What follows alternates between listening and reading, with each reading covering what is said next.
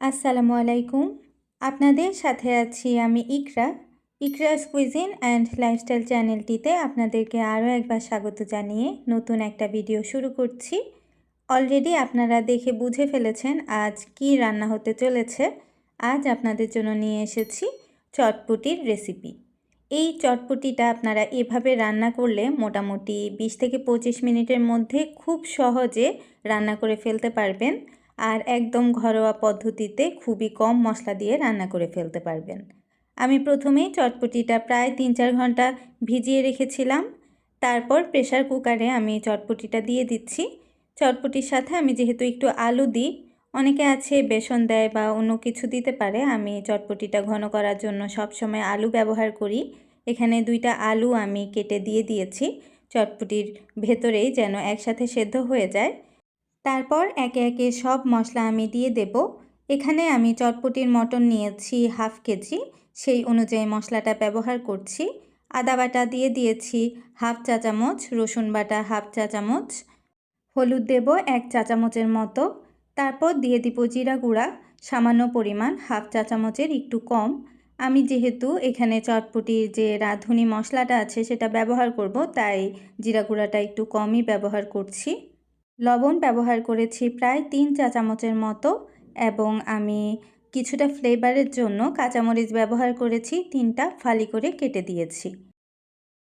শুরুতেই একটি লাইক দিয়ে ভিডিওটি সম্পূর্ণ না টেনে দেখার অনুরোধ রইল। যদি ভালো লাগে তাহলে অবশ্যই কমেন্ট করে জানাবেন আপনাদের কেমন লাগছে। এছাড়াও বন্ধুদের সাথে শেয়ার করে দিতে পারেন। আমাকে সাপোর্ট করতে, আমাকে আরও দূর এগিয়ে যেতে অবশ্যই আমার চ্যানেলটিতে সাবস্ক্রাইব করে দেওয়ার অনুরোধ রইল। নিয়মিত ভিডিও পেতে সাবস্ক্রাইব বাটনের পাশে থাকা বেল আইকনটিতে ক্লিক করে দেবেন। ইতোমধ্যে সব মশলা আমি দিয়ে দিয়েছি। এখন আমি ঢাকনাটা লাগিয়ে দিচ্ছি। তারপর প্রেসার কুকারটা প্রথমে আমি জোরে আগুন দিয়ে বসিয়ে দেব। যখন 1 সিটি দেওয়া হয়ে যাবে এরপর আগুনটা কমিয়ে দেব। এটাই কিন্তু আসল নিয়ম প্রেসার কুকারে রান্নার। আমি এই তো বসিয়ে দিলাম। আমি এখানে মোটামুটি 3টা সিটি দিব, যেহেতু আমি শক্ত মটর খেতে পছন্দ করি না। যারা বেশিক্ষণ ভেজাবেন তারা 2 সিটি দিবেন, আর মোটামুটি 1-1.5 ঘন্টা ভিজালে তখন 3 সিটি দিলে সম্পূর্ণ কুক হয়ে যাবে খুব ভালোভাবে। এই তো আমার সিটি দেয়া শেষ। আমার প্রথম সিটিটা অলরেডি হয়ে গিয়েছে। প্রথম সিটিটা হতে মোটামুটি 7-8 মিনিটের মতো সময় লাগে। তারপরে 1 মিনিট পর পর এক একটা সিটি দিয়ে দেয়।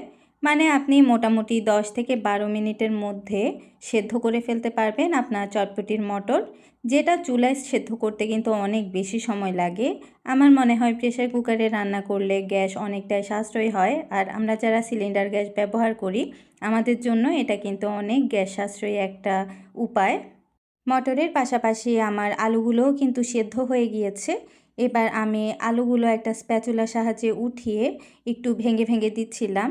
আলুগুলো আমি মোটামুটি পুরোটাই ভেঙে ভেঙে দেব, যেহেতু গরম তাই আমার একটু কষ্ট হচ্ছিল। এভাবে আমি সবগুলো আলু ভেঙে দিয়েছি। আমি কিছুটা চটপটি উঠিয়ে রেখেছিলাম পরবর্তী দিন ফুচকা খাওয়ার জন্য, সেই রেসিপি আপনাদের সাথে শেয়ার করব। অবশ্যই কালকের ভিডিওটি দেখবেন। আমি কিন্তু প্রতিদিন চেষ্টা করি সন্ধ্যা 7টার দিকে ভিডিও আপলোড দেওয়ার। যারা নিয়মিত আমার ভিডিও দেখেন তারা অবশ্যই সন্ধ্যা 7টার দিকে আমার চ্যানেলে চলে আসবেন। আপনাদের সবাইকে স্বাগতম। এই তো আমি অল্প একটু উঠিয়ে রেখে বাকিটুক একটা পাতিলে দিয়ে দিয়েছি। যারা সম্পূর্ণটা রান্না করবেন তারা প্রেসার কুকারে রেখে রান্না করে ফেলবেন। রান্না কিন্তু প্রায় কমপ্লিট। আমি পাতিলে নেব, এরপর পাতিলে আরেকটু পানি অ্যাড করব। আপনারা এখানে চেষ্টা করবেন গরম পানি অ্যাড করার, আর অবশ্যই চেক করবেন যদি পানি অলরেডি থাকে তাহলে পানি আর অ্যাড করতে হবে না।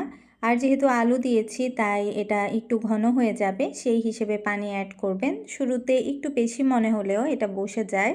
তো আমি এখানে পাতিলের মধ্যে নিয়ে তার মধ্যে কিছুটা পানি অ্যাড করে নেব। তারপর আমি পরিমাণ মতো চটপটির মশলা দিয়ে দেব। এছাড়া আর কোনো কাজই নেই। চটপটির মশলা দিয়ে জাস্ট একবার ফুটিয়ে আমার চটপটি কিন্তু রেডি হয়ে যাবে। এই কাজটাও 5 থেকে 7 মিনিটের মধ্যে আমার হয়ে যাবে। এই তো আমি আরেকটা পাতিলে চটপটিগুলো নিয়ে নিয়েছি।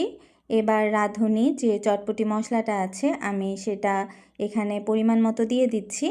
আমি যেহেতু সব মশলা দিয়েছি তাই রাঁধুনি মশলাটা আমি পুরোটা ব্যবহার করিনি, প্রায় অর্ধেকটা থেকে একটু বেশি পরিমাণ আমি ব্যবহার করেছি। আর যারা জিরা গুঁড়া এবং অন্যান্য মশলা কম ব্যবহার করবেন তারা চেষ্টা করবেন এখানে আরও বেশি পরিমাণ চটপটির মশলা ব্যবহার করতে। আর অপশন তো আছেই, আপনারা সম্পূর্ণ মিশিয়ে একটু ফুটিয়ে মুখে দিয়ে চেখে দেখবেন। যদি মনে হয় যে না আর একটু চটপটি মশলা অ্যাড করলে ভালো লাগে, তাহলে আপনার টেস্ট অনুযায়ী আপনি অ্যাড করে নিতে পারেন। এই তো একদম ভালো করে মিশানোর পর আমার চটপটি কিন্তু রেডি। এই যে এইভাবে আপনারা যদি চটপটি রান্না করেন তাহলে সারা দিন ধরে চটপটি রান্না করতে হবে না। খুব সহজে মাত্র 15 থেকে 20 মিনিটের মধ্যে আপনার চটপটি রান্না কিন্তু হয়ে যাবে। আর স্বাদ হবে কিন্তু একদম চটপটি মামাদের মতো। আমরা যেহেতু চটপটিটা একটু ঝোলঝোল খেতে পছন্দ করি তাই চটপটিতে একটু ঝোলঝোলই রেখেছি। এছাড়াও আলুর কারণে আপনাদেরকে আমি অলরেডি বলেছি এটা একটু বসে যাবে। এখন যেহেতু চুলায় তাই ঝোলটা একটু বেশি মনে হচ্ছে, বাট এত ঝোল থাকবে না, এটা কিছুক্ষণ পর কিছুটা বসে যাবে। তো আপনারা যেভাবে খেতে চান, যতটুকু ঝোল রেখে খেতে চান সেই অনুযায়ী আপনাদের চটপটিতে পানি দেবেন।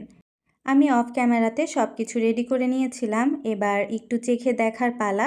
এই বাটিটা আমি আমার জন্য নিচ্ছি, খেয়ে দেখব কেমন হয়েছে। কিছুটা টক দিয়ে নিয়েছি, তারপর কিছুটা ফুচকা দিব। আমি যেহেতু ফুচকাটা বেশি পছন্দ করি তাই ফুচকাটা একটু বেশি করে দেব। তারপর শসা এবং অন্যান্য যা যা প্রয়োজন, ডিম, অন্যান্য কিছু দিয়ে দেব।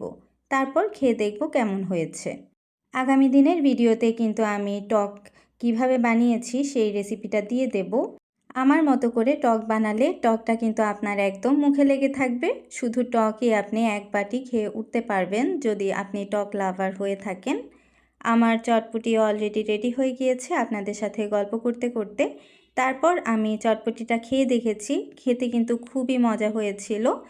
আপনারা সবাই এভাবে চটপটি বানিয়ে একবার হলেও খেয়ে দেখবেন, আশা করছি খুবই ভালো লাগবে। আর যদি বানিয়ে থাকেন তাহলে অবশ্যই আমাকে জানাবেন কেমন হয়েছে। আজকের মতো এখানেই বিদায় নেব। সবাই ভালো থাকবেন, সুস্থ থাকবেন।